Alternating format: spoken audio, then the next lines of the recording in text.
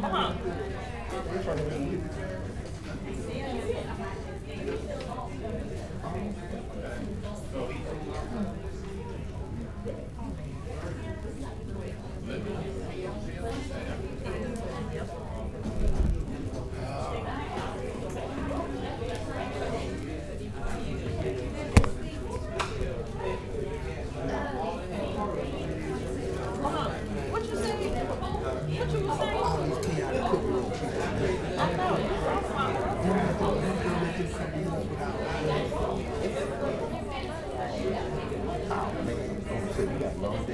That's why I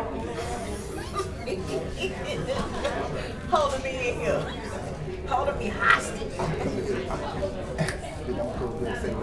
ain't gonna sit down.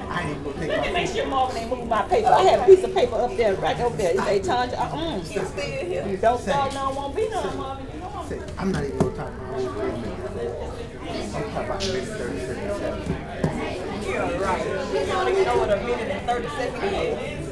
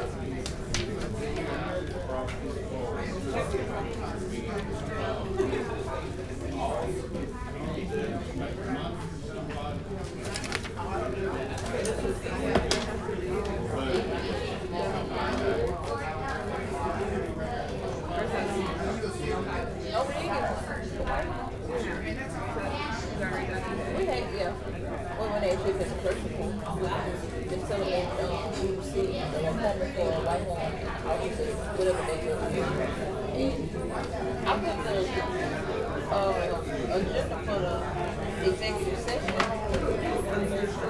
on Florida's agenda, so he may read her passage. He normally reads.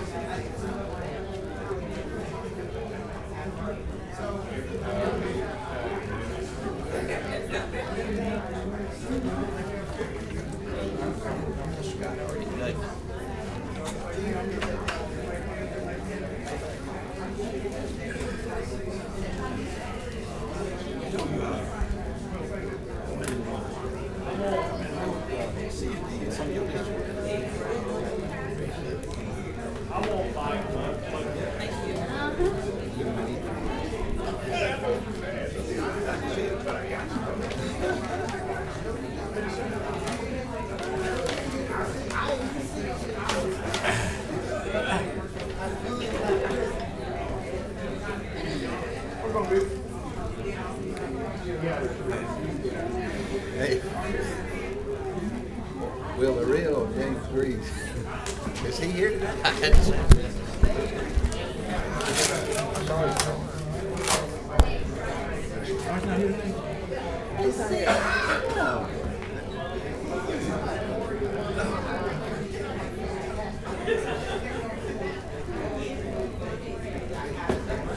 Who said it?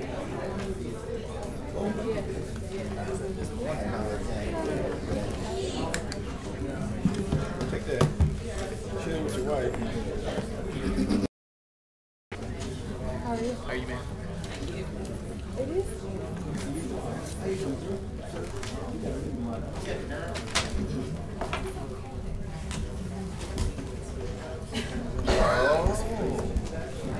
That's a lot.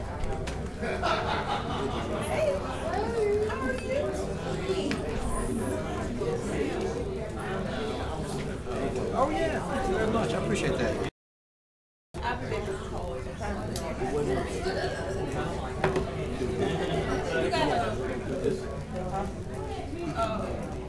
Again, speech. Yeah.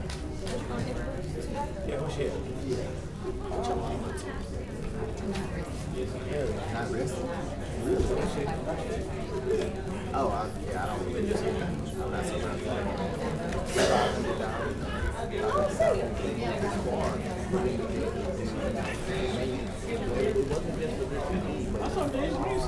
She here.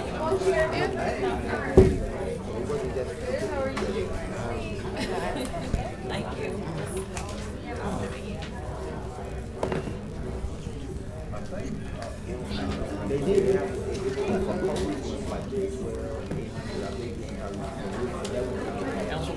Hey, how are you? Good, how are you?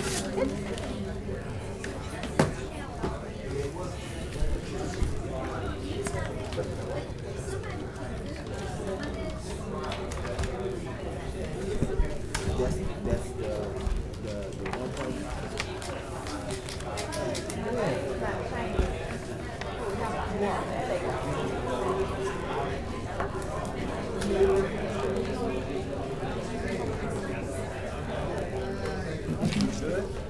Great. How about you? I'm glad you got back. Well, After they hit the fines. Exactly. This weather has been so strange. Exactly.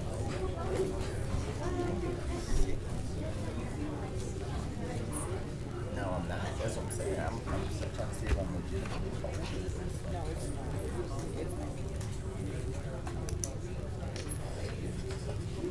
Hey. That's your name on there or name? Your name on Hey, there? how are you doing?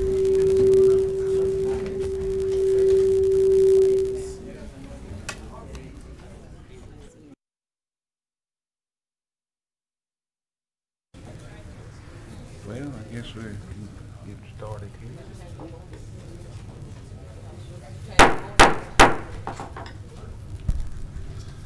Call the meeting of the Shreveport City Council to order. Ask the Councilman Bradford to lead us in the invocation and Councilman Butcher to lead us in the Pledge of Allegiance. Let's stand.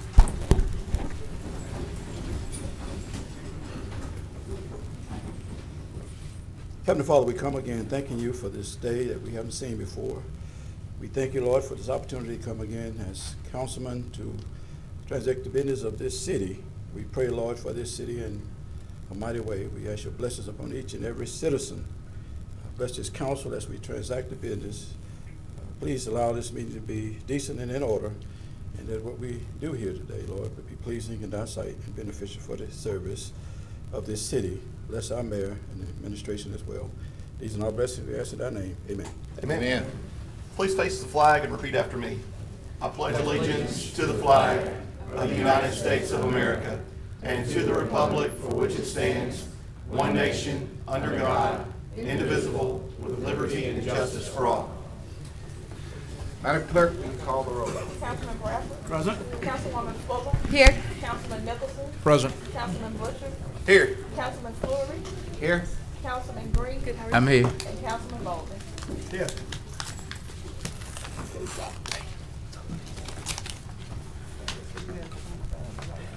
Tomorrow, I will entertain a robust motion to approve the minutes of the Administrative Council Conference and the City Council Tuesday, February the 25th.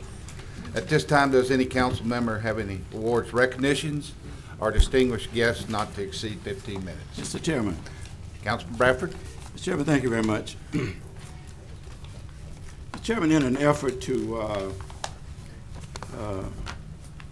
try to get an understanding of some issues in my area, I had a meeting a couple of weeks ago, and then I tried to inquire to see if home ownership was an option to that area. So I reached out to some developers, and I didn't find anyone who was interested.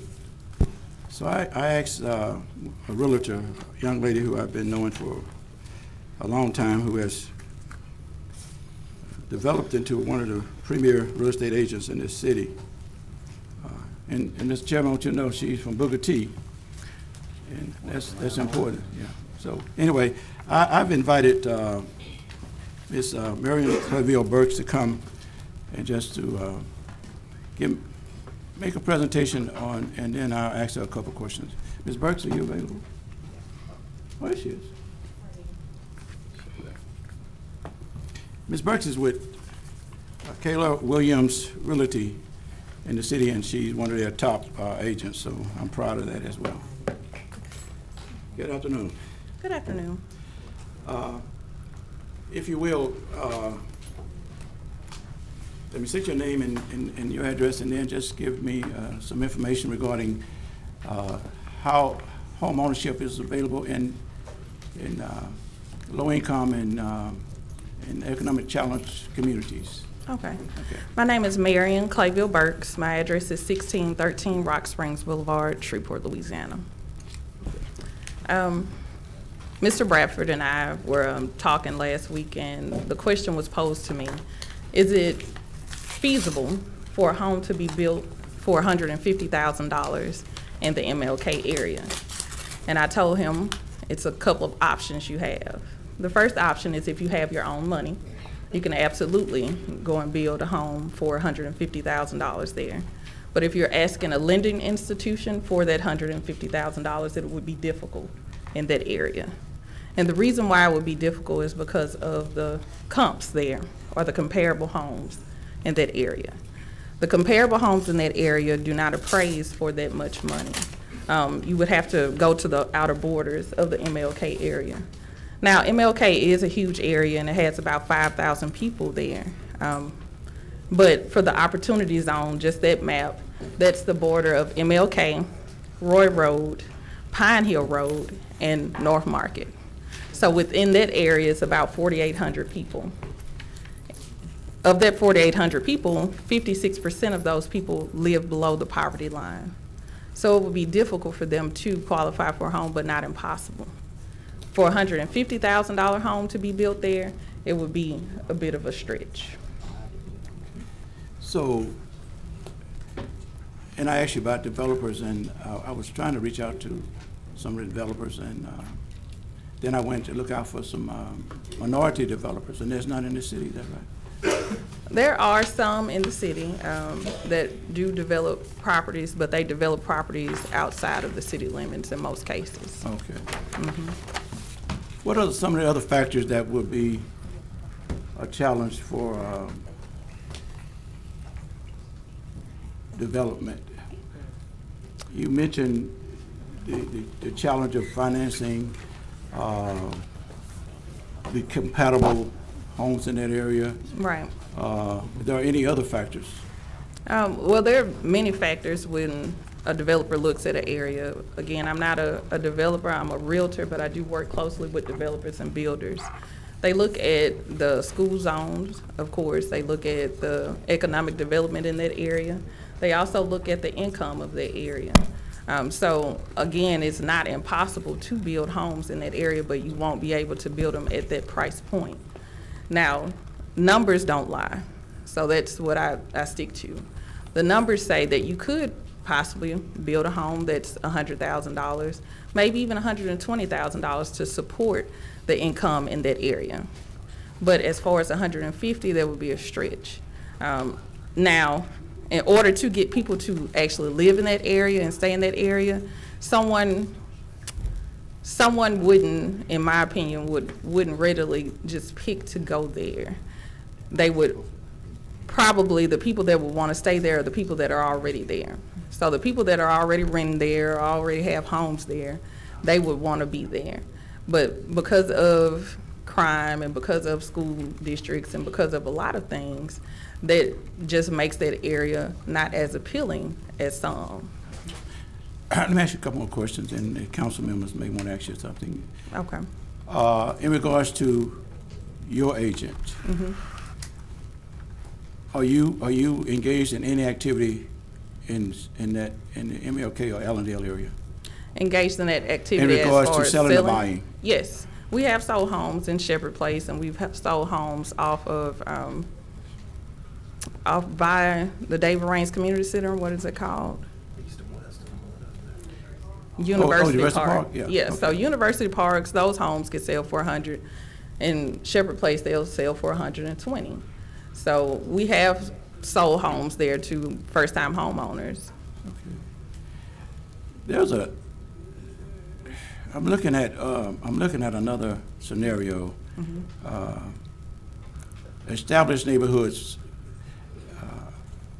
I moved into Queensboro in the 70s, and then I think compatible community of Queensboro would be Highland. What would be the scenario of buying a house in Highland and buying a house in Queensboro? Well, with Queensboro in particular, those houses are more comparable to those that are in Broadmoor.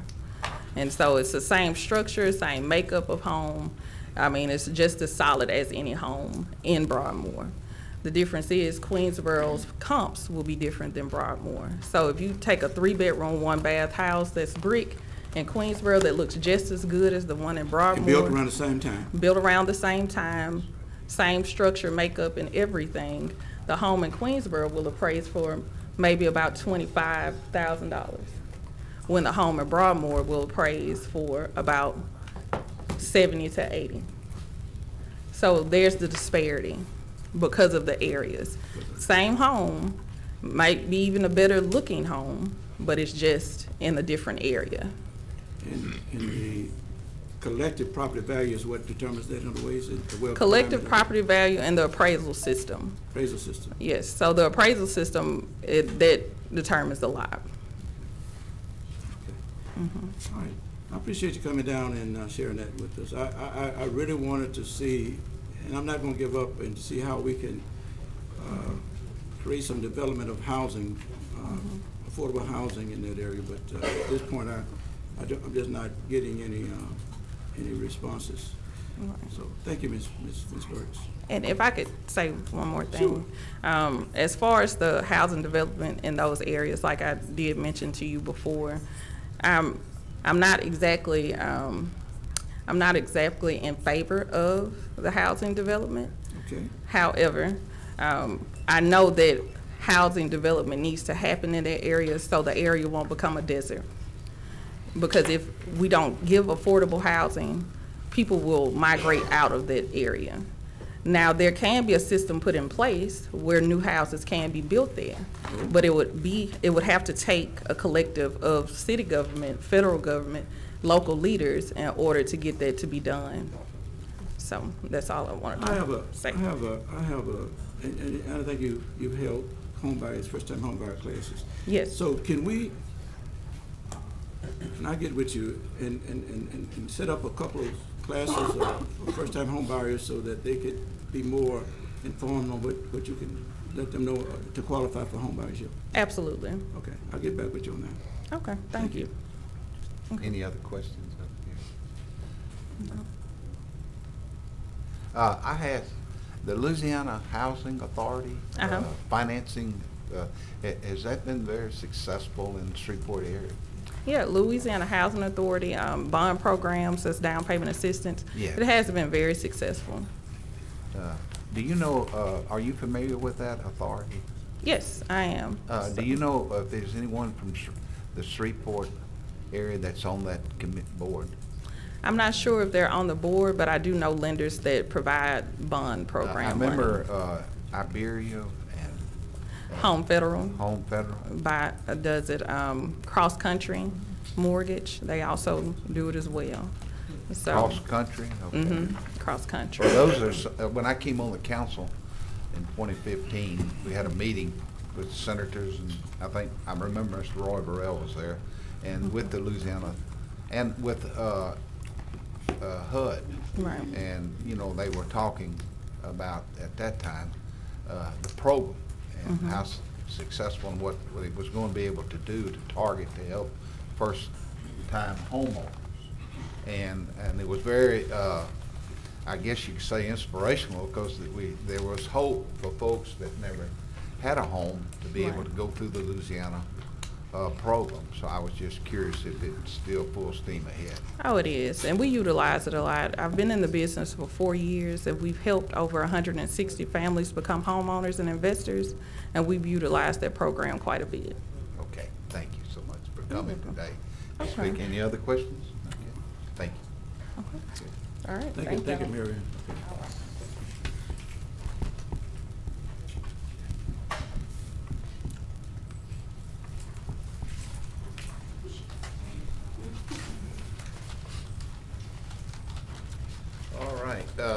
Any other council members? At this time, I'd like to refer us to number 26, Ordinance 26. I believe someone's here from Sealy to come and speak in regards to Ordinance 26. Sealy Realtor, someone, yeah, come forward, give us your name and address. Speak if you like.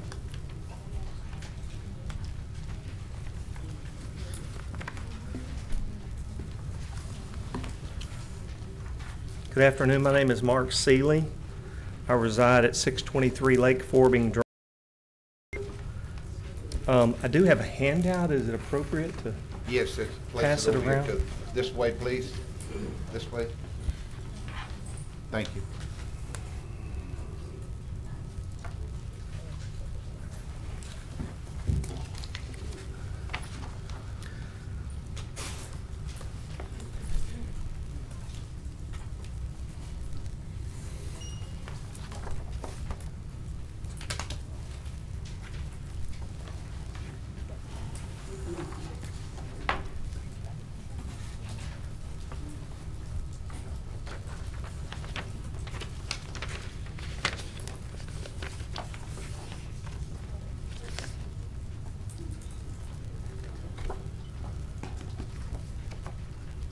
Okay, I'm the president of Seeley & Company, a real estate investment and brokerage firm based here in Shreveport and in Dallas, Texas.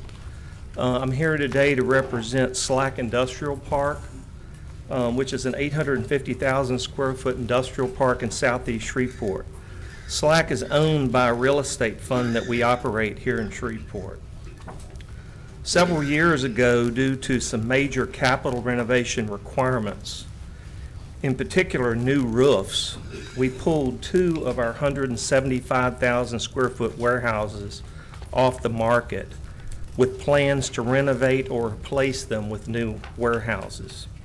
Those are noted on the plan as buildings 1 and 2 inside and on the back of the pamphlet I gave you, or inside the pamphlet. To date, we've actually completed the renovation of one of the buildings, what we label as Building 1, at an approximate cost of $4 million, and have leased half the building, or 75,000 feet roughly. We have the other half of the building, 87,000 feet, excuse me. We have the other half of the building available for lease.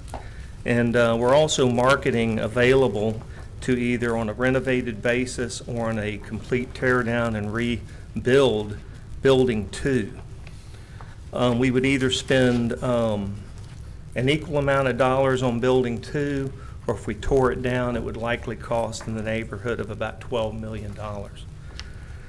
It would be inappropriate really to spend any more dollars. We've worked on this project that we're speaking of now for almost 3 years, and what I'm particularly speaking of is I worked with Mr. Steve Schoonover, who recently passed away, to obtain as part of from his lease, as you're aware, the old Beard facility leases ground from the city of Shreveport on a 99-year ground lease.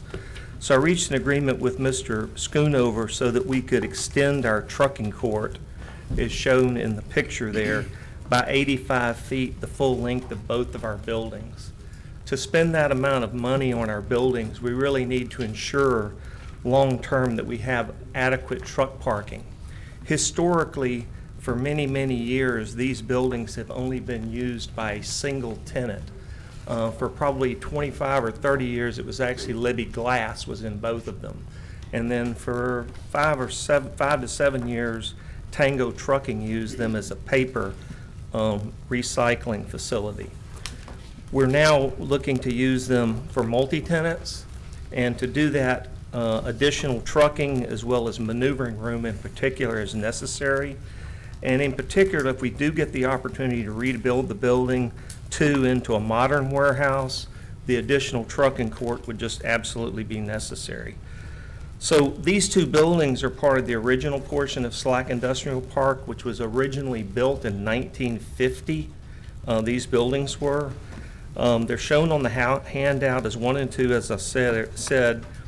And if you see on the back of the brochure, we've actually renovated the buildings. A local tenant, Custom Retail, relocated from part of the park. You can see we have some vacancy in some of the smaller buildings, and they occupy now on a consolidated basis half of one of these buildings. And so this ground lease is merely to allow us the ability to further, lease these buildings long term. They lack, as they're currently configured, the trucking court, which really creates physical obsolescence in the building. And so we're really just trying to protect and use, the land and the buildings long term in the best manner possible and offer, tenants more flexibility in their trucking. That's really all I've got. If you have any questions about the park or about the development, feel free. Any questions? I think the attorney had a question. Yes. It was more of a point of information for the council. As he indicated, the city has been in a long-standing lease with Module X Solutions that is owned and operated by Mr. Steve Schoonover, who recently passed away. In that lease was the property that Mr. Seeley referenced. I assume that, Mr. Schoonover could have very well subleased his property and allowed the city to miss out on revenue. But what we agreed to do just before the end of the end of last year, beginning of this new year, we revised Mr. Schoonover's lease, not changing anything, including rents due and things like that. The only change that was made was making it less the property that Seeley Slack is interested in leasing from the city. From there, Mr. Schoonover agreed and signed his basically reformatted lease, less that property. Now what Seeley is wanting to do is a brand new lease, which is why that is before the council for adoption via ordinance. And this allows for the city to get in additional revenue for that smaller parcel of land that they're interested in developing. So just wanted to make sure I made that clear for everybody. Okay. Exactly correct. Thank you. Okay. Any other questions? No, sir. Mr. Chairman, if I can make a comment. Yeah, sure. Mr. Seeley, thank you for all the business stuff you do in the community, the economic development. You remain committed to this community. And it took a while, but it was a pleasure to work with your company, Mr. Schoonover, as well. And I wanted to commend our city attorney. They worked for months to get that lease done. And she's done a bunch of long-term contracts at this point, and the city has greatly benefited. So thank you for what you do, and Attorney Creel, thank you for what you do as well. Yes, sir. On a side note, I'll come back and talk about ground leases in general. We have a lot of experience with industrial warehouses around the country on city ground leases, so I have quite a bit of knowledge about that, and Shreveport is somewhat different than all of the cities that we have done this in. Okay, thanks. Okay. Any other council members? Okay, Mayor, you have? So I don't typically do remarks until tomorrow at the council meeting. The only thing I want to put out, we did a press conference on the coronavirus last week, also known as COVID-19, where we reported that there were no cases in Louisiana. Well, that status changed today. They found the first case of coronavirus in Jefferson Parish. So that was confirmed. We don't have any additional information right now from the CDC, but we do know that the governor will be doing a live press conference at 5 o'clock today. So I encourage all the citizens to tune into that press conference so we can get any additional guidance from the state. But as far as all the other information we put out, how to protect yourself from it, how to protect your loved ones from it, best practices with washing hands, not touching your face, all that still applies. So I just wanted to put that out. Thank you, Mr. Chairman. We'll move to reports this time. It was called to my attention, Mayor, the last time we were here, we had a proper standards meeting by a couple of employees, which was okay. They want to know why in the council that we just call up proper standards and not the other departments. And I don't have an answer for that, but that's just the way the format's always been. I was about to say, Mr. Chairman, this is y'all meeting. I just do what you tell me, so. I understand, but I'm just telling you, we're not singling out property standards. Okay. Because that's just the way the format was. And so if we had others here, you know, we always ask for Public Works, different one. So property standards is not that we're singling you out. It's just the time that we have set here to ask questions. So at this time, we'll recognize Mr. Green if anyone has anything. If not, Mr. Green, we appreciate you. I'm sorry. I don't see anything. We're all good then. Anybody got? Thank you for picking up the phone on a Saturday. You're welcome. It was because you didn't recognize the number there. But I appreciate that. All right. I'm sure Mr. Green don't, he probably wouldn't want to be called up either, so we can save him in time. And I don't know if Ms. Barbara or Mr. Patrick Furlong don't want to come up either, so. Yeah. Mr. Chairman, I assumed it was for some historical reason that y'all called property standards, and I just took it as it was. If y'all want to create a format to where. There was a resolution that stated, you don't. okay, no, there was a resolution that stated that, so that's, okay, let's make sure. Resolution We 7, good. 2000. Okay, all right. 2003. Since 2003, so. The Carmody report. You're still on board. Anybody questions? Yeah. Would you, we spoke over the weekend. Are you comfortable speaking about our relationship with the small dollar store type format stores and the property standards issues there? Trash is an issue. Most of the times they really need to put their dumpsters inside of something so that the trash doesn't blow out into the parking lot and the neighboring yards and whatnot, communities. So, but usually I just call it in to us because they're regulars. Right. That was about it. Okay. No other questions? Thank you, Mr. Green. All right.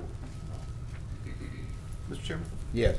I have a question in regards to property standards. It's not necessarily for you, Mr. Green. The environmental court, we discussed that in our property standards meeting. Mayor, how close are you to appointing a hearing officer on that? We're really close. We actually spoke about it in a staff meeting this morning. Yeah, we're really close. We'll put legislation up by next meeting. I think one part of the legislation has to be a 2-reader. But at the next city council meeting, we'll have legislation before we assign the environmental court administrator. So you're looking at probably, I think we had discussed in our property standards meeting by April, end of April, having that person in there, and then probably we could start. Because I think what's happening from what Mr. Green has said, that we're kind of starting to backlog on some of these appeals and really can't do anything. So you think by June we will have the court in place probably? Yeah, hopefully before that. Okay. Yeah, like the 2-reader is going to be the appointment of who we put forth, but we've still been ironing out some things within the ordinance that we put forth. So we'll put forward some amendments to what we've already talked about, and we'll put forth the name for who will run the court, and that'll be the 2-reader. Okay, thank you.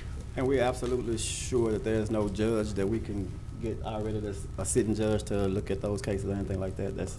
That wasn't an option, right? Well, they went to Monroe to look at the court in Monroe, and that wasn't the suggestion that they came back to us with. So, and basically the way the ordinance is written, it goes to an appeal, which is the hearing officer. So we have to have the hearing officer in place. So really, any appeals that we've got sitting out there before Mr. Green can do anything with a dilapidated property, it has to go through the appeal process. But we don't have that mechanism in place yet. So Got it. Thank you.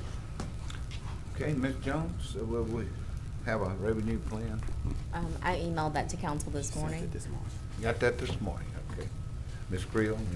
Yes, sir. I emailed that prior to today's meeting. Okay, thank you all. Yes, sir. Okay, public hearing. Tomorrow we are required to hold several public hearings on resolution number 29 of 2020. I did want to point out a change on the fact sheet for the public hearing. The city of Shreveport ad valorem taxes were left off the original fact sheet, so that has been corrected, and the amount of abatement for city of Shreveport ad valorem taxes is $24,709.56 per year for 5 years. So I just wanted to point that out so you guys are aware. Okay. Ms. Jones, will there be any legislation added tomorrow? I'm not aware of any. Okay, we have the following request to speak, and the vice chair, council lady, will handle the contract. When you're called, please give your name and address, and you will have 3 minutes to speak.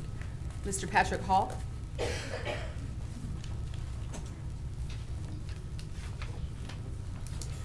Is it Corey Moore?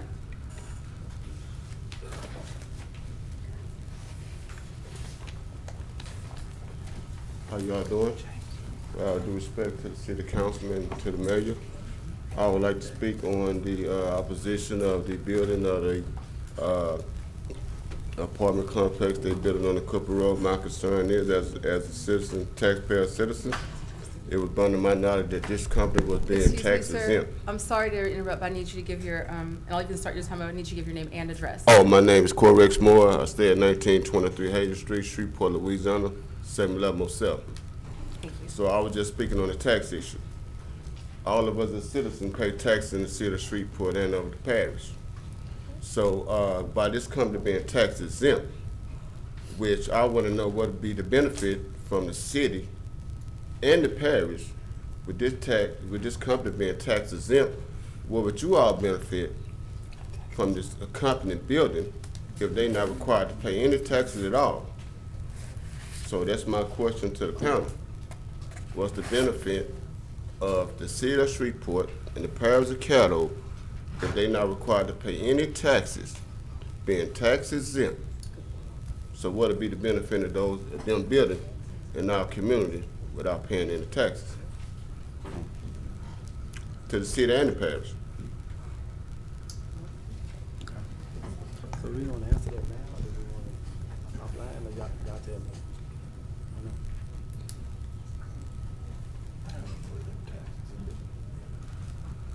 I'm asking, is that something that you all want to answer now, or as we keep on going and then someone addressing to the side?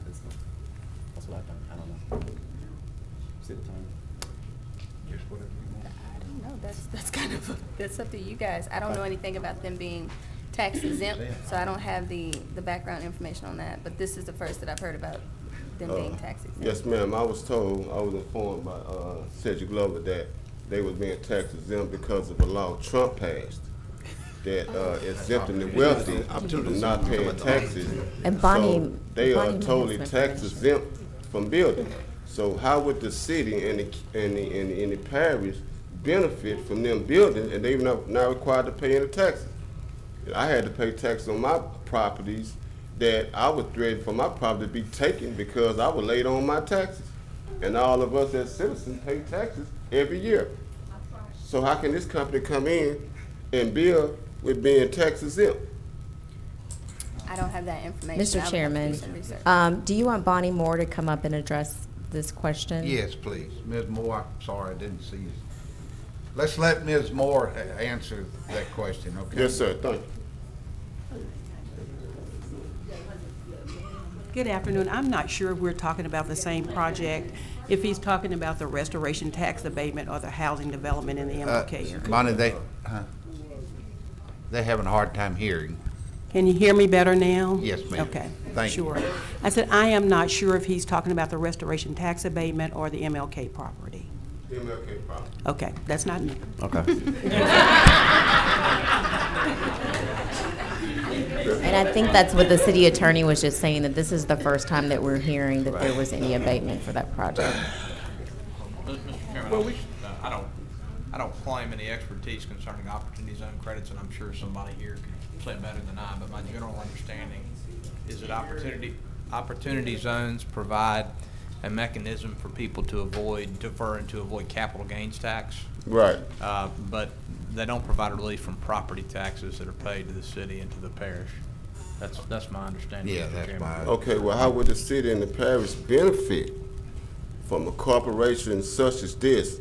Got a $22 million project, and if the city and the parish not gonna gain anything from them building without them paying taxes, why would they be allowed?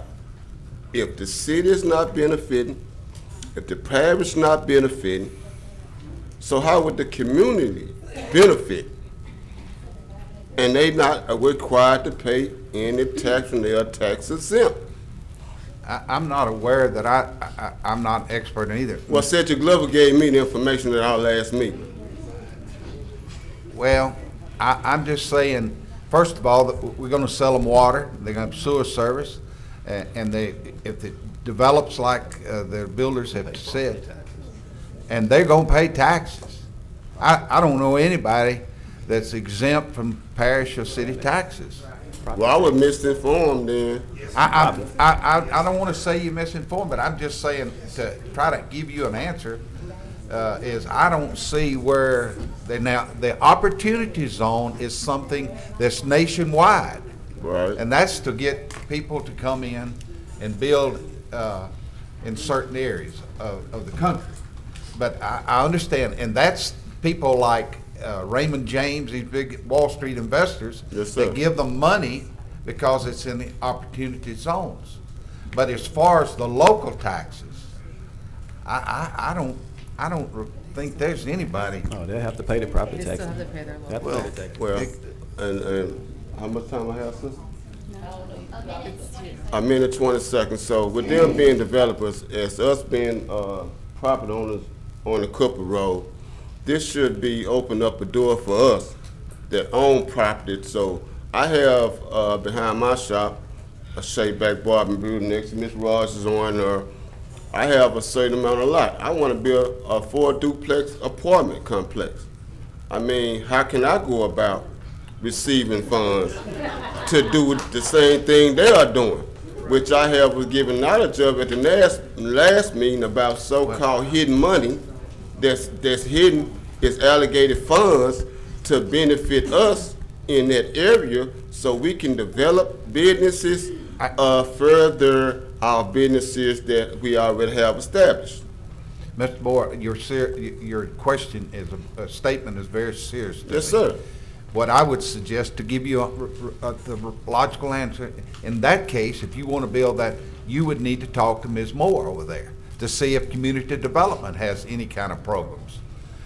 So, I mean, it's a serious question and a serious answer. Yes, sir. But as far as the opportunity, that was done in Washington, D.C., and we have no jurisdiction in that. I understand and I respect that, sir, and I thank you for your answer. Okay. And I thank y'all for listening to me.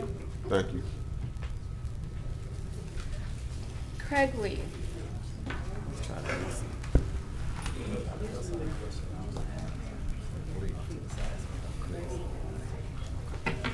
Craig Lee, 1112 Prospect Street, Shreveport, Louisiana. It's painful to listen to, and this brother means well. Cedric Glover has initiated a lot of lies. And one lie we just heard, that there's no taxes that's going to be charged. Any entity who acquires property, whether it's commercial or residential in the city of Shreveport, is going to have to pay property tax. First and foremost, I'm 100% in favor of this particular development. And so let me assist you a little bit, Mr. Fleury. We get a lot of complaints about how to go about doing development in the inner core, whether it be Allendale, Lakeside, Cooper Road, Queensboro, whatever, and this is throughout the United States. So under this particular administration, opportunity zones have been created to allow people who have a lot of money incentive to now come in. The tax, quote unquote, break that they're getting is on capital gains tax. Well, if you're not investing in Wall Street and making a lot of money, you ain't got nothing to do with capital gains. This is pretty simple. So at the end of the day, this is how you get people who have money who don't want to invest in Allendale, Lakeside, Cooper Road, an incentive to actually invest. That's number one. There's no one size fits all for housing. You need rentals, and you also need rental investors. There is no such thing as home ownership in America. I want to be very clear. Why? Because you must always pay what, Mr. Butcher? Taxes.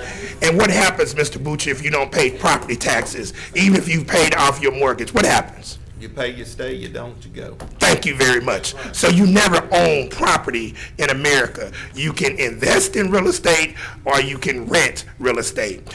In the Cooper Road, Miss Marion just got through telling you we're dealing with a situation where the residents are 60% in poverty.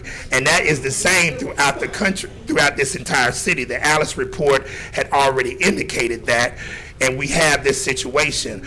Over 60% of the residents in this city cannot afford rent. I've done 2 projects, and I'm working on one right now on Lisa Lane, where we've acquired through a foreclosure, $32,000 foreclosure. We're putting $35,000, $45,000 in it. After we finish, the property will be worth $140,000. I've done one also on Eustis Street in the Fairfield Historic District where I own property. I did the first 203K rehab loan. Unfortunately, Cedric Lover is spreading a lot of disinformation to good people who don't even understand this process, and it's very sad because here's a hometown person who now is trying to bring affordable housing to this area to stimulate other people to do single-family homes. Thank you very much. Any questions? Craig, Mr. Lee, I'm sorry, I didn't mean to. Mr. Lee, you remember when I first came on council, you talked about sports figures that came back to Shreveport to make good on once they became. Yes. I remember you speaking. Well, is this not similar to that? This is the same type of situation. We're in a situation, Councilman Fleury, when you have somebody. As a matter of fact, Anthony Williams is 1981 graduate of Green Oaks. He and my cousin Tommy Jones graduated together. He's one of the most brilliant engineers in the world. He's from the Cooper Road. Now, Tommy has not invested in the Cooper Road just yet. I was just in Dallas, Texas in June. Miss Yolanda Taylor, her and her husband sitting on about $1 billion. They're in Dallas. They're from the Cooper Road. She's from the Cooper Road. He's from Africa. This is an opportunity where this brother, who is now taking an opportunity to invest, may stimulate Yolanda, Tommy, and other people to now come and invest on the Cooper Road. But if those particular individuals who want to put single-family houses, if they believe that you can get a $150,000 or $200,000 house, which is a racial situation, real estate values, real estate appraisals are based on a racial construct, and so at the end of the day, that's not going to happen. But to answer your question, yes, hopefully Tre'Davious White, hopefully some of these other athletes may want to do developments in that area or in Lakeside or in Queensboro. I think Jerry just hit the lottery this past week and he's looking at doing some houses in Queensboro. So hopefully he'll go ahead and invest in our neighborhood that we grew up in from that standpoint. Ain't that right, Jerry? Thank you very much. John Harrell.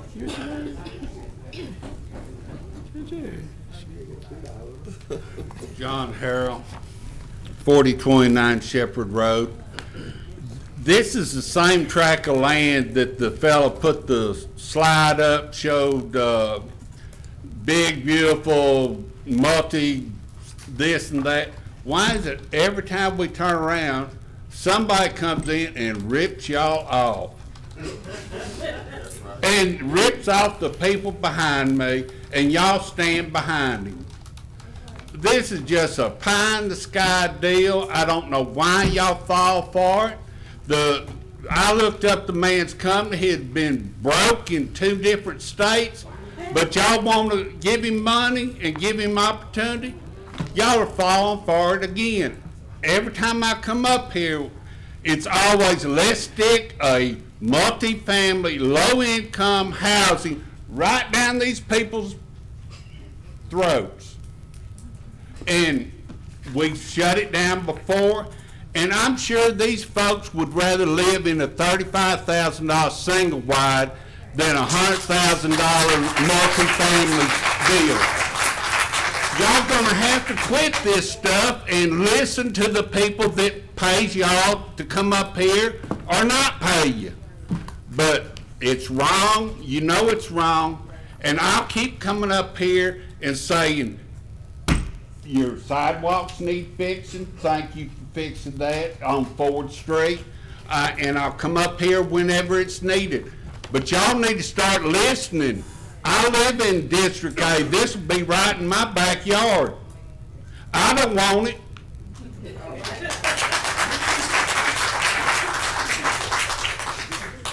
Tabitha Taylor.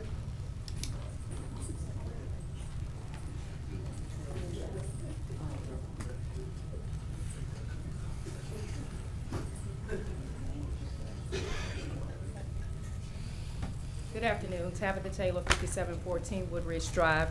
I'm down here because my grandmother told me to come down here. She lives where the proposed development is supposed to be in the MLK area, and I am a Cooper Road kid. Where the proposed development is in the area where there are single dwelling homes. My grandmother is a homeowner. My grandmother is a landowner. She is 90 years old. She is a graduate of centenary bachelor's and master's degree and an educator. When my grandmother learned of the project, because of her age, she said, I need you to get down there and say no. The Cooper Road is not against development. It is the type of development that we're looking at. And the community did not have the buy-in for this proposed development. It was given to them in a short amount of time. We had a meeting. The meeting was very heated, and the next day it was on your agenda, and now it's time for the vote. That does not give the community buy-in regarding the development that is proposed in that area. You don't want to put an apartment complex in that area where there are houses. Now, I'm not against development at all, but where the development is located could pose a problem. So I'm asking you, and I know that many of you have already raised and made up your mind that you're going to vote, but I ask yourself this one question. If it was done the way that it was done in your neighborhood with your constituents, would they be okay with it? All right.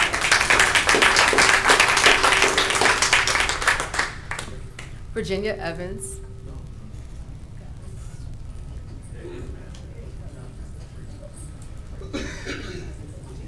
My name is Virginia Evans. I live at 2817 Hersey D. Wilson, Shreveport, Louisiana, in District A. Ms. Evans, before I start your time, you project very well. You can take about a half-inch step from that microphone. Step back, okay. All right. Is this better? That's better. Okay. I'm here today because I live in the Cooper Road area, and we don't want no more housing, government housing projects. We want some homeowners. We want some people to be able to buy and invest in our community that it'll come back. They say it's $22 million they're going to invest in it. But I think the rug being pulled over us.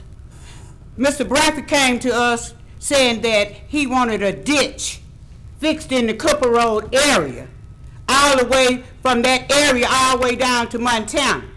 Well, I looked into it and saw the map. The ditch is on that private property, and it's running all the way. So we gonna invest in private property with our bond and tax money? Something wrong with that picture. And another thing, he didn't come to us. He said it in the last one. He purposely, this man we elected to represent us, say he purposely withheld that from us. This man that he brought to our community, they got bankruptcy. They got liens on their property. How in the world did y'all allow that to come to us? Well, somebody already got liens on it. And yet and still he sit over there. I have been on, they have put me on the internet. His folks have put me on the internet. They've been in front of my house taking pictures, trying to intimidate. This man needs to go. We are sick and tired of y'all bringing crap to our community. We want to be homeowners.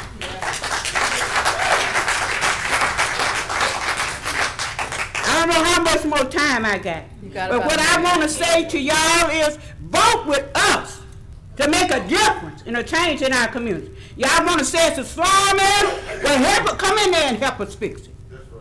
We tired of it. And we want to be respected. And we do not have no respect from our city council. And we want him out of there.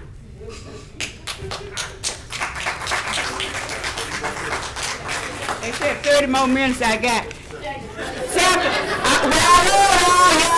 And I appreciate all y'all for listening to us, but please listen to us well. We don't want this in there. They ain't talking about the gangs violence. They ain't brought that up.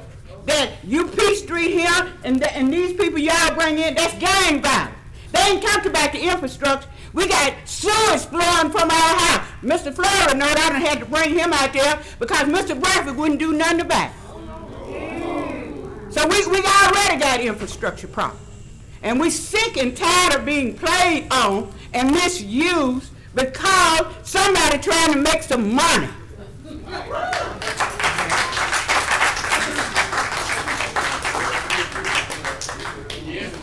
Aren't y'all glad I pulled her off that microphone? Jake Brown.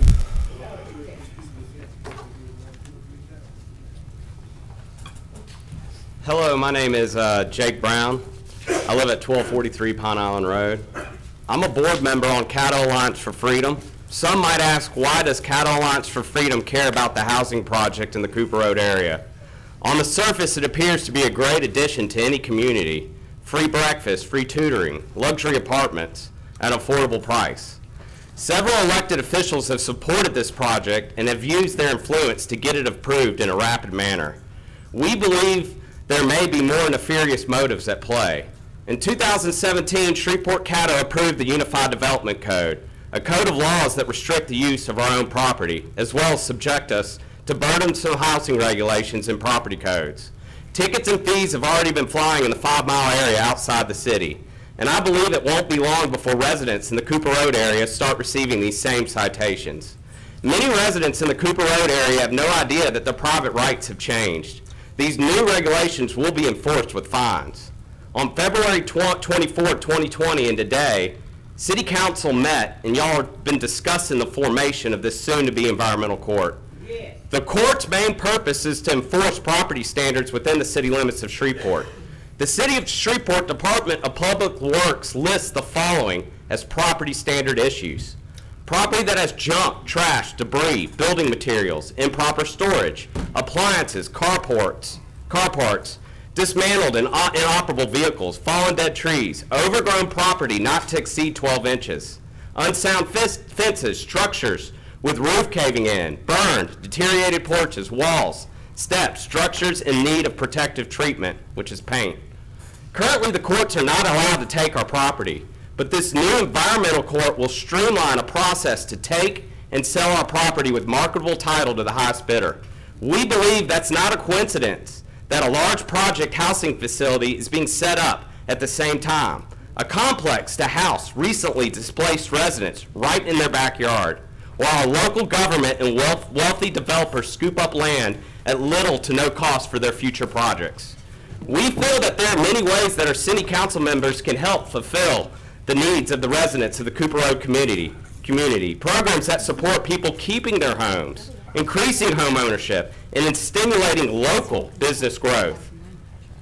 Cattle Alliance for Freedom is reaffirming its stance for the rights of all people to own and utilize their property as they see fit. John Adams said it best: the moment the idea is admitted into society that property is not as sacred as the laws of God, anarchy and tyranny commence. Property must be secured or liberty can't exist. Project housing does not help people secure a piece of American liberty. It's an inhibitor of growth and prosperity for any community. Encourage our city council members to make decisions that are truly in the best interest of their constituents and in the interest of the generations to come.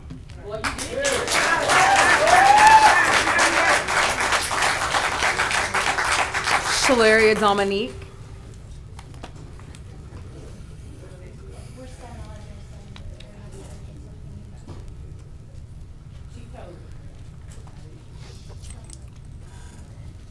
Greetings. My name is Shaleria Dominique. My address is 7401 Louise Street, 71108, and I'd like to voice my opinion about the construction of a housing development on the Cooper Road area. Originally, I wrote a 4-page letter expressing my disdain for this proposal. This is my first time doing this, and I found out I'm only allowed 180 seconds to express how something will affect us for generations to come. The first point I like to make is how the practice of attempting to rezone in order to build public housing in low-income communities has already been identified as a discriminatory action against poor people. You appear to be helping by building homes, but in reality you are forcing poor people to live in communities that do not have an adequate level of resources needed to educate their children. The second point I like to make is how racism has went extreme miles to make low-income housing appear as a black versus white issue. When you offer low-income housing to the very same people who are not granted the educational and developmental necessities required in order to strive for things like home ownership and generational wealth, it can appear like a black people issue, when in reality, is it a rich versus a poor issue? But again, due to the denial of equal access and opportunity, black people are understanding the ruling party of the poor. While I do sympathize with the need for affordable housing because this city has a homelessness problem that has yet to be acknowledged, this is not the answer. We do not need low-income housing for the long-term healing and nourishment of the area. We demand healthy grocery stores, bookstores, pharmacies, and better educational resources for the schools and the communities. Thank you.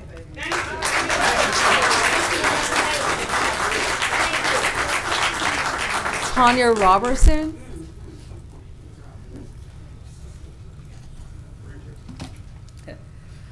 Good afternoon. My name is Tanja Robertson. I was born and raised on the Cooper Road. I spent 26 years in the military. I'm sorry to interrupt. I Give do your also address. project. Huh? Your My address. address is 2312 Hill Street, right there where you want to build this proposed thing, right? Where it floods a lot. Nevertheless, I 26-year Navy vet. I retired 6 years ago, and I'm now here back in my community because I believe in my community. The proposed project is not all inclusive. Continuing to give affordable housing when the affordable housing already is in the area has not been properly maintained. Most recently, Prince Village and Peach Street have undergone renovations. But what has failed to happen is the improvement of the infrastructure in the community, i.e. streets, drainage, and a number of vacant and condemned homes that are still standing. These conditions are eyesores, and many are willing to do something.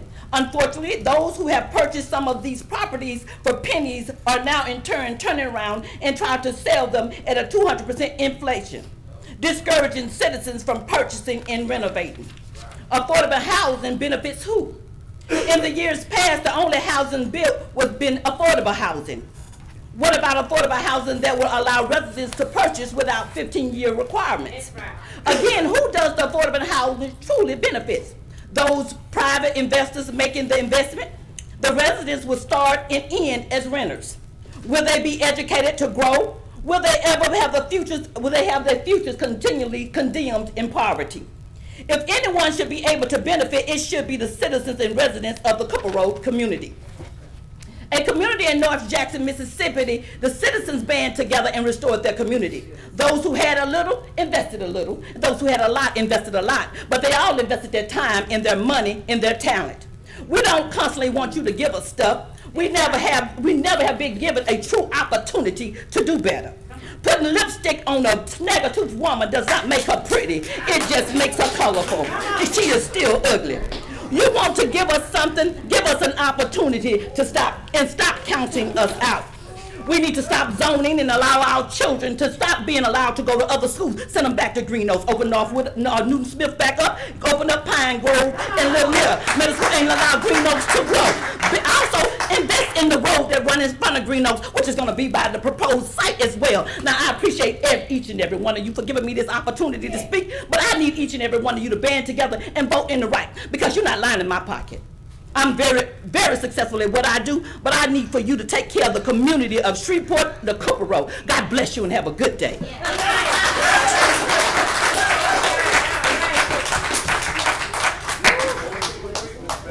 Brian Williams.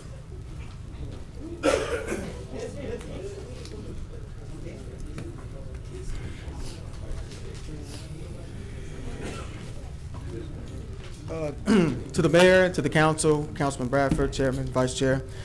Mr. Williams, give your name and address. I'm Ryan Williams. I just thought everybody knew me. I'm sorry. Ryan Williams, owner of 4329 Ridgeway. Every day, I get a chance to wake up and go do something I love to do.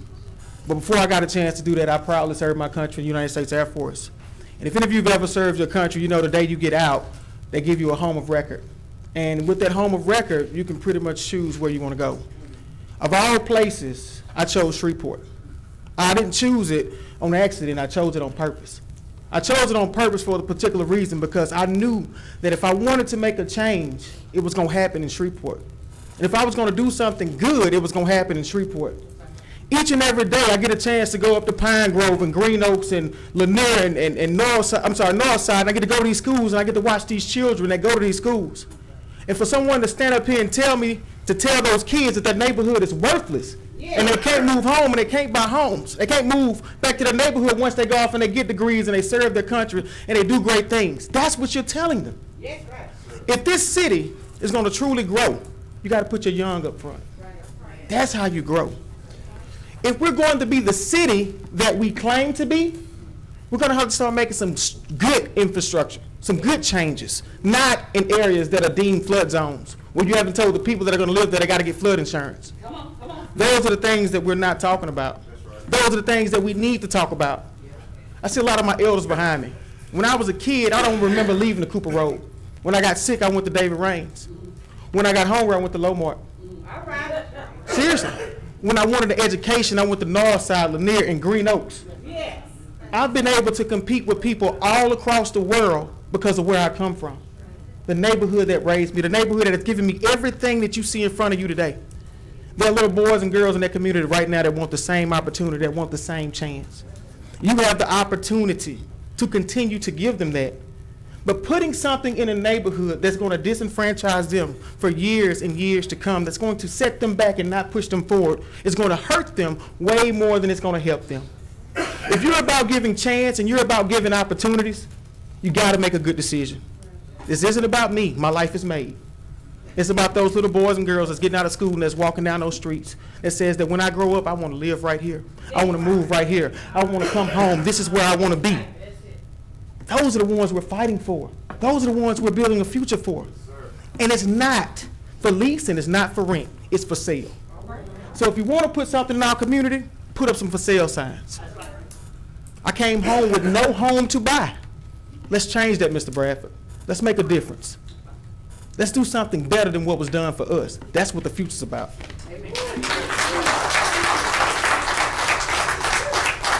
Randy Rasmussen. I'm sorry for mispronouncing that. Randy Rasmussen, 4904 Albany Road.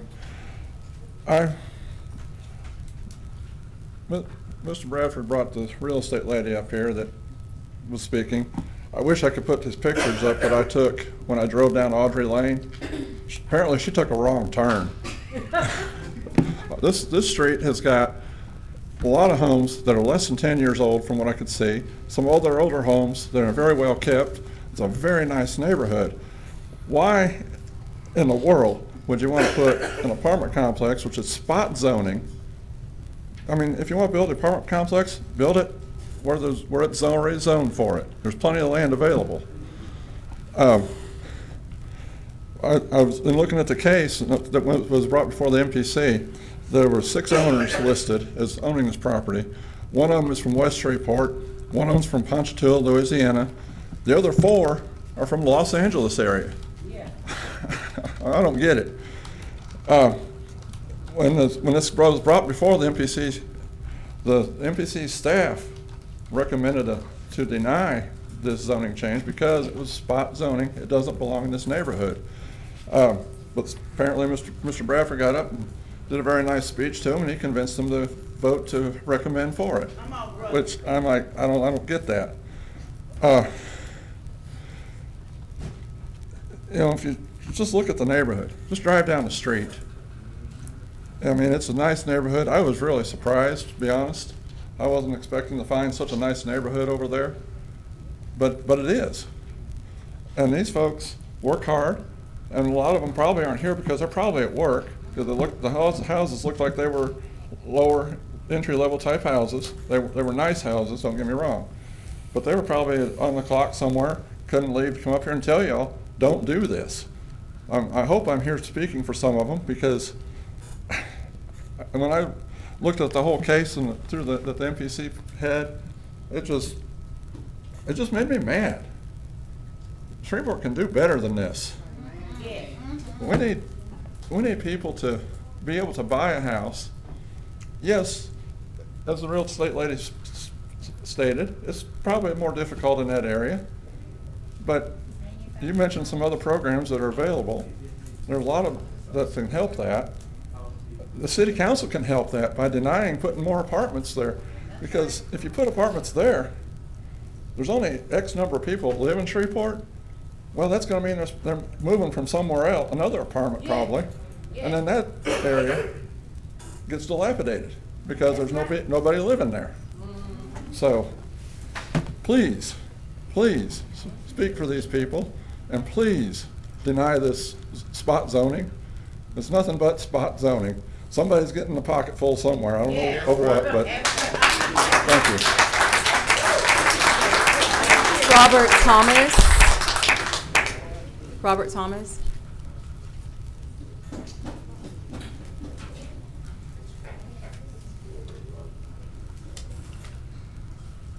How y'all doing? Hey, Robert. The Honorable Mayor, the council, I'm not gonna even need 3 minutes. I'm gonna just keep it real. Mr. Thomas, you still have to give your address. 2035 Ice Cream Street, 71107. I'm gonna just keep it real. You all's job is to do the will of the people, not the other way around. As you can see, the consensus of the people of the Cooper Road is we don't want this. We will hold everybody accountable for their vote. We don't want this on the Cooper Road. Let's do something to bring home ownership, generational wealth, pride. And do y'all realize that if you create home ownership, that'll help alleviate the crime? Because people will be more willing to protect their homes in their neighborhood if they own it. Nobody gets any money off an apartment but the Negroes who are trying to pull this scam. And I'm gonna call it for what it is, a scam. Half the people that's here that would try to convince you all to do it don't even live on the Cooper Road. So we're not playing with them, and we're not playing with you all. You all's will is to do the will of, you all's job is to do what we want you all to do, not the other way around. We don't pay you all to do what you all want to do. We pay you all to do what it is the people of the Cooper Road want, and the Cooper Road don't want this. Y'all be blessed. Joyce Smith.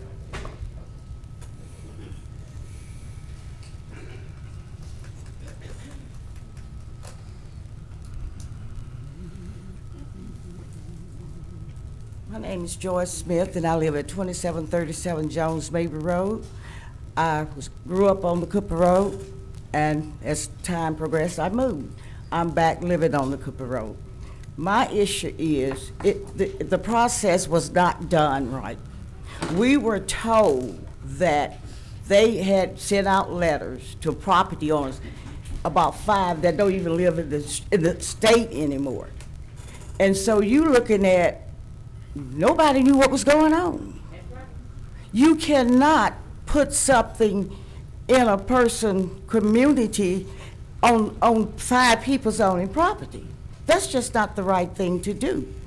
We have to, the first thing we should do, clean up before we build up. We got more dilapidated houses on the Cooper Road than anywhere in the city of Shreveport. Those houses can be refurbished and peoples will buy. It is proven that people take better care of their own house than they would an apartment.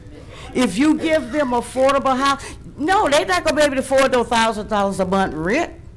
Well, you got to realize what the minimum wage is. But when you, I don't know if anybody remember, if I don't say the name properly, y'all know who I'm talking about.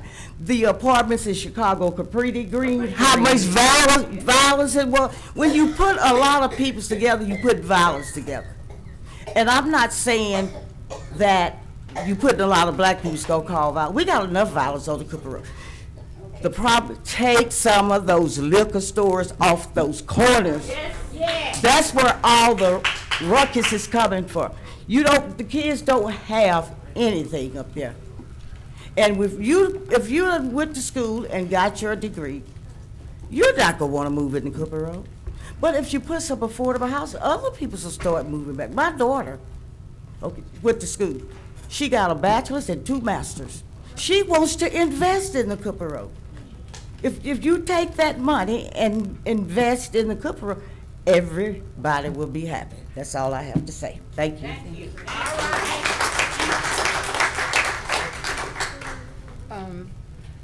Marvin Muhammad. While he's on his way up, I'm going to take a minute. A few of these slips came in a little late, but there are a lot of people, new faces to me, so I wanted to go ahead and let everyone get a chance to speak. But normally we don't take any slips after 3 p.m. I just want people watching at home and here in the audience today to know that. This is Marvin Muhammad, 6260 Greenwood Road.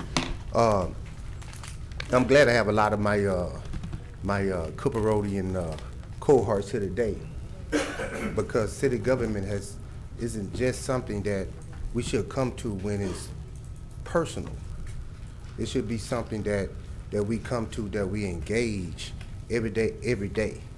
Oftentimes we vote and we leave the rest of everything else. But today, this $22 million development is a symptom of neglect.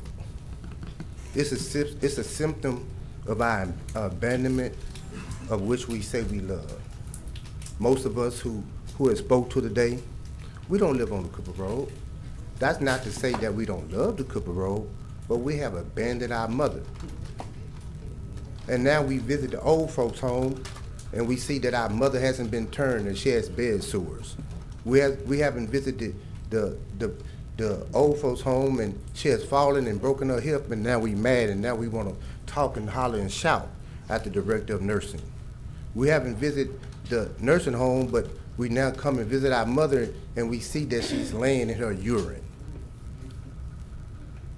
We cannot be this way, and now we're upset.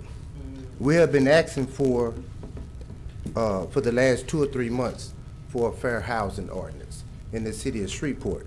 We have been asking the administration and this council to approve empowered neighborhood zones. Under the fair housing ordinance, we say we need to put a moratorium on rental properties.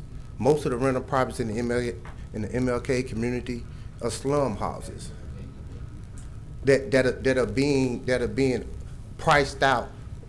This price is just ridiculous. $800, $900. I know for a fact.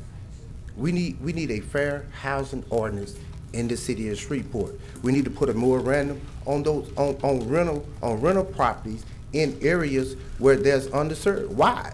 Because then we become victims of the bloodsuckers of the poor. They don't care. They just rent the properties out.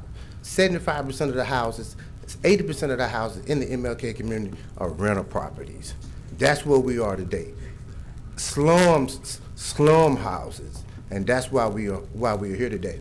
We're going to also to enforce regulations to improve housing conditions on the Cooper Road. We're going to ask the administration to develop a housing authority development committee board that will legislate and enforce policies to ensure that landowners do not take advantage of those who are literally at their disposal because they can't go nowhere else. Your time is up, Mr. Muhammad.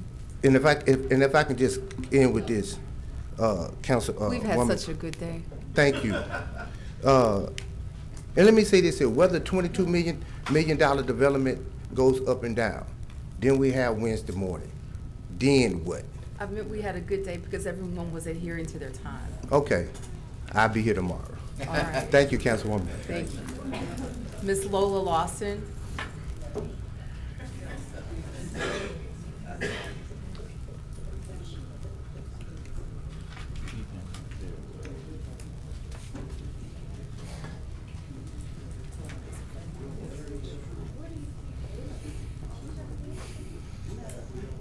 Give your name and address, and you'll have 3 minutes. Good afternoon. My name is Lola Lawson. I'm at 1767 Jesse Orange Street, and I came to talk about, ask you all to add a street to your street proposal that you're all doing. I'm asking that you will add Thomas E. Howard Drive to that. I am the PTSA president at Green Oaks, and I'm often driving up and down that road. That road is so raggedy, holes everywhere. They had some guys out there 2 weeks ago just filling in some of the little ruts, and the ruts are even terrible looking. We have people coming to Green Oaks, and they have to drive on this raggedy, torn up street to get to the school. The school is beautiful. Then I ask also that they have, when you're leaving the school, going towards the Kings Oak subdivision, It's trees that hang in the street, covers the street, and covers the lighting. They have kids walking from the school at night. It's dark up there, and it's very, very dangerous for those kids, especially the young ladies, walking home from the events at the school. I have several times stopped, picked them up, and took them home because I'm afraid for those little girls walking down the street. So I'm asking that you all would maybe if you take one of these other streets that's not in a terrible condition and fix Thomas E. Howard. Maybe also put some sidewalks so the kids walking home won't get hit by cars that's driving up and down that road. And if you had time, I wish that all of you all could just go on the Cooper Road, drive on that street, and see how that street looks. That street is in the front of the heart of our community. It's in the heart of, that's the street that Green Oak sits on. And it's the place that our kids that goes to middle and high school has to go and walk to and from school every day. So I'm asking that y'all would take some of the money that's proposed for some of the other streets or maybe and fix that street, maybe put some sidewalks in it, get the city up there to cut down some of those trees, fix the lighting so that those kids can see when they walk home, because everybody up there does not have a car.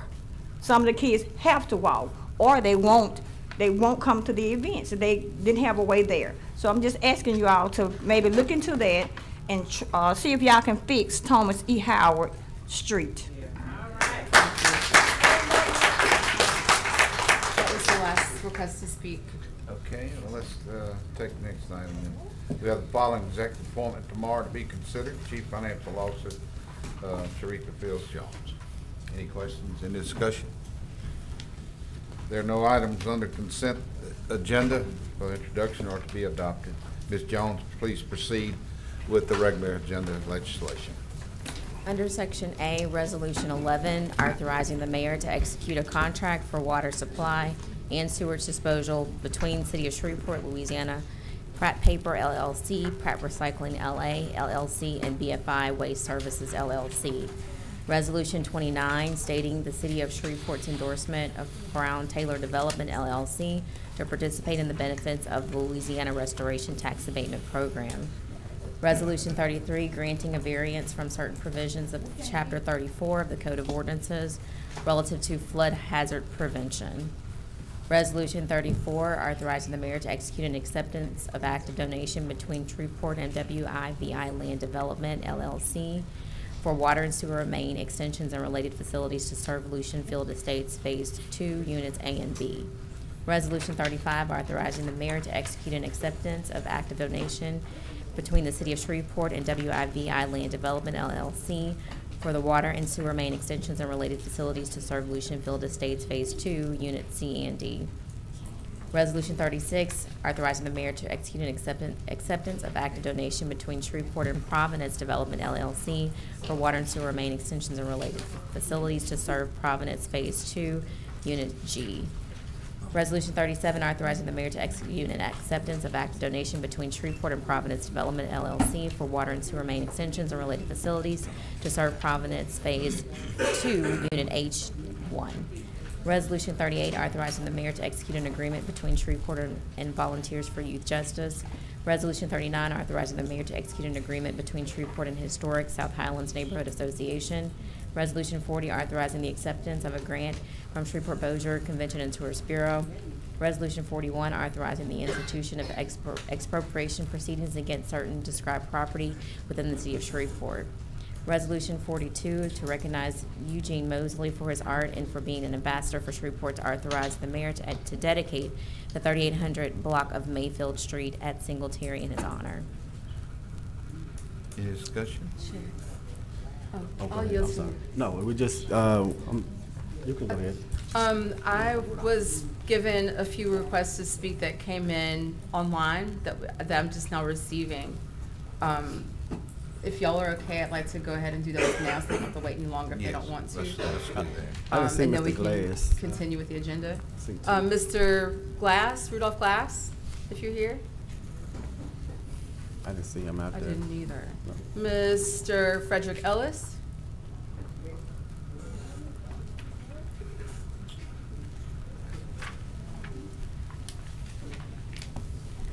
Good afternoon. Good afternoon. Frederick Ellis, 1785 Jesse Owens Street, Shreveport, Louisiana, 71107, and I am a Cooper Road kid. I didn't prepare any statements or anything like that. I just want to speak off the cuff for a couple of minutes. I was born and raised on the Cooper Road. Went from Head Start to my first college degree on the Cooper Road.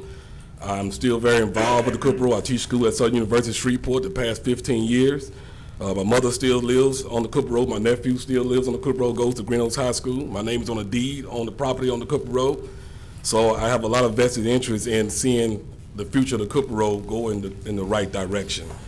I'm here to speak against this apartment dwelling being developed on the Cooper Road for a number of reasons. I'm against the City Council changing the zoning for which the MPC agreed in committee that, okay, these are our codes, these are our zones, they were designed and put together for a reason. We can't open that Pandora's box by doing that, because how are we gonna say no to everybody else that comes out to that? They're gonna remember this day. So I'm against that for that reason. And when I knew when I was coming down here to speak, and I made the decision that I was gonna come out and speak over the weekend, I took a ride around Shreveport.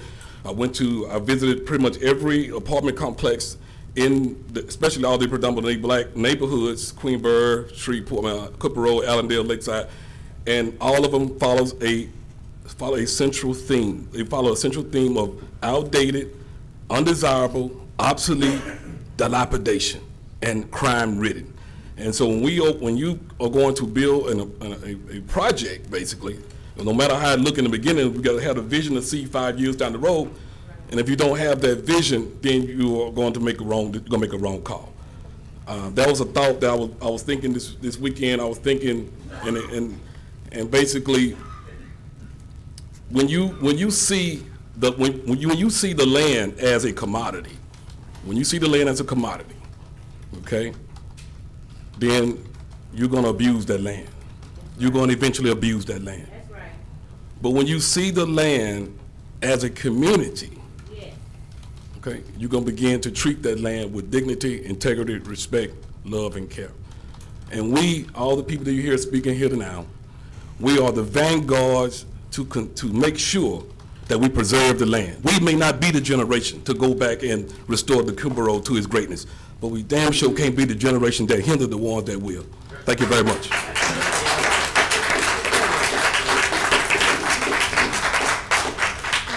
Ms. Irma Rogers.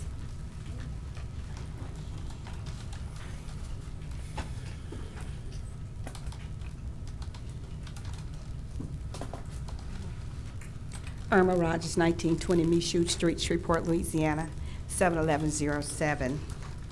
Chairman Fleury, Vice Chair Fuller, Mayor Perkins and staff, and all our other councilmen. You should have received, at least by today, 2 separate petitions coming from the same community. Number 1 of 16 pages should be approximately 244 signatures.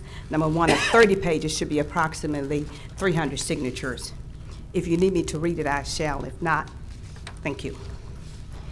At any rate, I will probably not get to everything I'd like to do today, but I would like to say while Ms. Burks is here, MLK is 5 miles long, has more than 10,000 residents on the last census.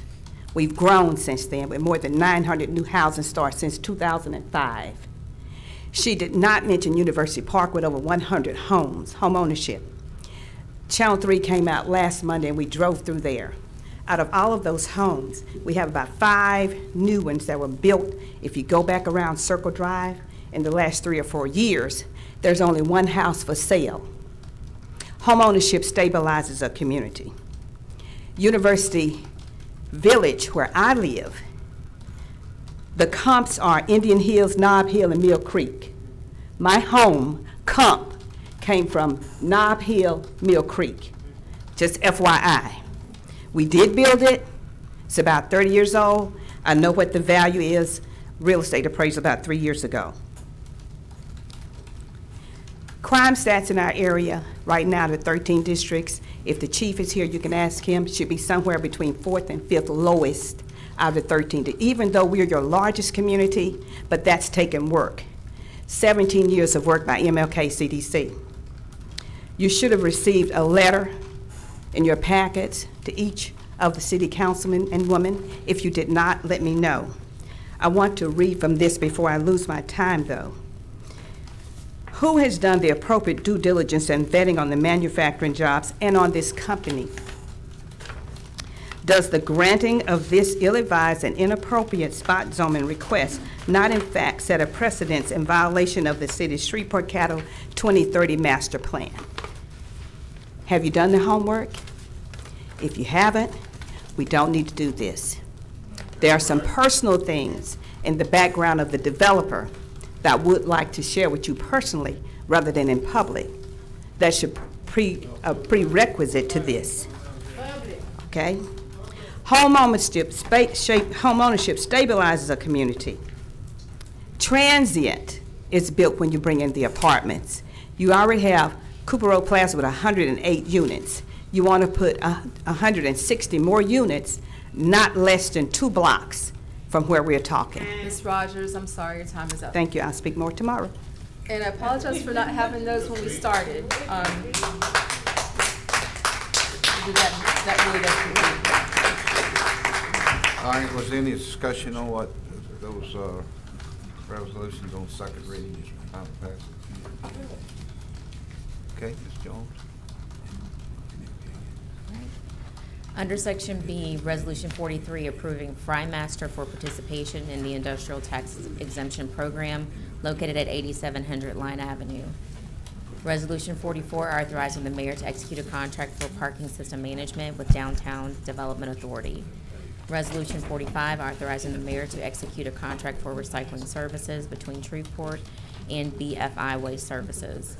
Resolution 46, authorizing the mayor to execute an acceptance of active donation between Shreveport and Providence Development LLC for the water and sewer main extensions and related facilities to serve Providence Phase 3, Unit B. Okay, any discussion on that? Okay, Ms. Jones. Under Section C, introduction of ordinances, Ordinance 23 is amending the 2020 Airport Enterprise Fund budget. Ordinance 24 is amending the 2020 Capital Projects Fund budget.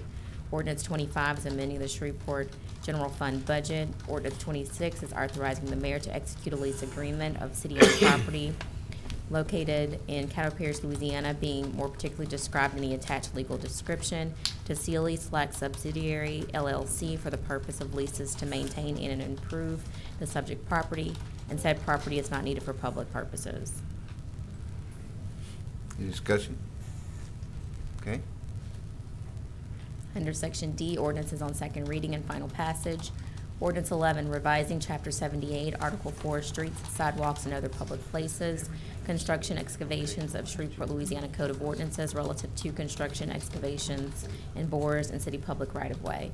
Ordinance 12 is adding and enact Sections 26-25 of Chapter 26, Finance, Article 1 in general of the Shreveport Code of Ordinances relative to a chief financial officer. Ordinance 17 is amending the Shreveport Capital Projects Fund budget. Ordinance 18 is amending the Street Special Revenue Fund budget. Ordinance 19 amends the General Fund budget. Ordinance 20 is revising and amend and enact certain sections of Chapters 22 and 30 of the Code of Ordinances relative to fire prevention and protection fees. Ordinance 21 is zoning case number 19-470-C, an ordinance to amend the official zoning map of the Shreveport UDC by rezoning property located on the east side of Audrey Lane, approximately 2,665 feet north of Cooper Road, Shreveport, Caddo Parish, Louisiana, from R17 single-family residential district to R2 multifamily residential district. Ordinance 22 is zoning case number 19-479-C, an ordinance to amend the official zoning map of Shreveport UDC by rezoning property located on the south side of Financial Plaza, approximately 450 feet west of Raspberry Lane, to C1 Neighborhood Commercial District to CUC Urban Corridor Commercial District. Okay. Any discussion? Mr. Chairman, I just feel compelled to say something, Mr. Chairman.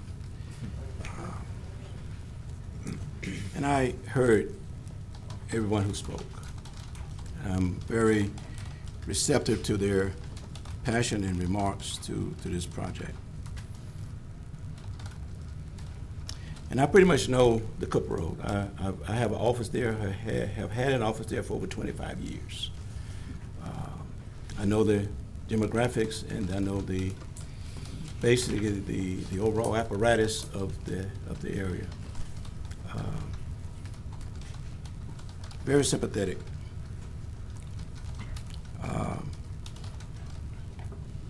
But I'm gonna reserve most of my remarks to tomorrow. But I just want to say, and I really feel bad to say that the first gentleman who got up and said that he got his information from Cedric Glover. What's the error? What's the error? Because Cedric Glover has represented the Cooper Road for 30 years. 30 years. He was elected in 1990 as the city councilman. He moved in 1996 to the Louisiana House of Representatives. He moved to 2006 to the Shreveport mayor's office. Mayor's office. Served there for 8 years and went back to the legislature. And I'm saying the condition of the Cooper Road, that you heard so eloquently expressed today, a 30-year career politician have represented the Cooper Road, and you heard the conditions that was expressed here today. Now, what did that tell you? What did that tell you? Nothing. What did that tell you? Nothing. No, what I'm saying, Mr. Chairman, and you're right, I'm saying that we cannot dismiss the conditions of the Cooper Road without having Cedric Glover, who had a meeting last week to misrepresent what this is all about. Now, I'm saying again that if Mr. Glover, who had a meeting last week to incite some of this dialogue here today, would have been truthful and would have been progressive, what we're discussing here today would not even be necessary. That's not true, Mr. Brown. Would not be necessary. Mr. Chairman, please. Ms. Evans, please. Please. Let's don't. Okay. Thank you. Thank you. So I'm saying, simply, Mr. Chairman, is that the disinvestment of the Cooper Road has been an ongoing phenomenon. I think the brother Mark Muhammad pretty much expressed it to more like the reality is that I put Mom in a nursing home, and I left home and didn't check on Mom. Then I look at Mom, and Mom is living a very destitute life because I did not keep Mom, or I did not stay at home and take care of Mom. I'm going to express tomorrow why I'm supporting this. I'm going to ask my colleagues to do the same. Thank you, Mr. Chairman. Thank you, Councilman Bradford. Anyone other councilman like to speak? Yes. Councilman. Yeah. Okay. We have no property standard appeals today, or ABO appeals. We have no MPC, ZBA appeals to consider tomorrow. Are there any appeals, Ms. Ewing, for tomorrow? None? There's none. Are there any reports from officers, boards, and committees? And before anyone responds to that, I'd like to, as the privy of the chair, I'd like to assign the infrastructure committee project, if that's possible. Could y'all please get that clock up to date back there? Last time we just put it on the, shouldn't that go to Government Plaza Committee? Then You're on that committee. Well, you pass that along. We need to get our clock. To you. Any other clerk's report, anything over there, Ms. Ewing? Yes, we received the following appointment from the mayor's office on February 26, 2020 for Chief Administrative Officer Henry Whitehorn Sr., which is subject for confirmation March 24th. Okay. We have a request from the city attorney. Is that today or tomorrow? That's today, sir. Today? To go into executive session to discuss the following, and I'll read that. I'm sorry. Oh, I'm sorry. It's not showing up there, and I didn't look. Sorry, Councilman Dixon, you speak. Mr. Chairman, I've had two pieces of legislation tabled for several months now. One, if it were adopted, would move the liquor store hours of operation back from 4 a.m. to midnight, as an amendment proposes. Another would increase the distance that liquor stores have to be from homes, schools, and churches. A majority of the council, as best as I can ascertain its will, is not interested in this piecemeal amendment of our alcohol regulation. I understand that the chief of police and his designee are working on a comprehensive modification of the way that we regulate alcohol. And so I'm going to move to withdraw this legislation tomorrow and ask them to consider that as part of their broader work. Okay. Thank you. Okay, thank you. Okay, anyone else? I think Yes. I might have something. Yes, yes. Lady. If the city attorney could clarify something for me, or Ms. Ewing as a deputy clerk, there's a difference between like revisiting something or reconsidering something and a new proposal that we're looking at now. And I've seen some misinformation online about that with Mr. Whitehorn's confirmation. Would y'all clarify that, why this is not considered a reconsideration? Well, the main thing I would note, it's not considered a reconsideration because a motion for reconsideration can only be upheld during or immediately after the meeting where the vote was taken. It's my understanding that this was a new appointment letter submitted by the mayor's office with a different date, although it's the same person, but it's a new request for appointment for that individual in that office.